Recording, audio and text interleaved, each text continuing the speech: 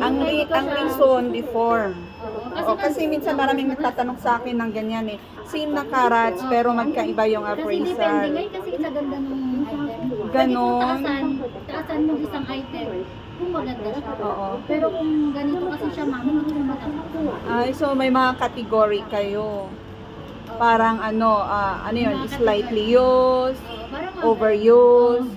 Kasi Ah, depende din kasi yun, ma'am, kasi kung saleable talaga siya at maganda siya, Oo. pwede siyang ano. Pero pag, ma'am, presyohan din namin, pero hindi ganun. basta ibigay mo mataas, hello. Yun na yun, ma'am. Suki na ako dyan. Oo, ma'am. Ang dami na. Yung ano. Oh, sige, basta ano mo na. And Ikaw yung mo na. ano, oo. Oo, matataas naman na yun eh. Tinaasan ko na yan. Dati nga hindi ganyan eh. Mababa pa dati. Oo, nagtawag ako sa... Oo, tumaas nga eh. Pero mahal pa rin yung ginto ngayon sa pagbibili ka ng brand new. Hindi kasi, mas malulugi ako. Mas better na tutubusin yung sinanlaki sa ngayon. Iba yung ngayon. Oo, true. Saan ba kayo? Tawag ako sa messenger.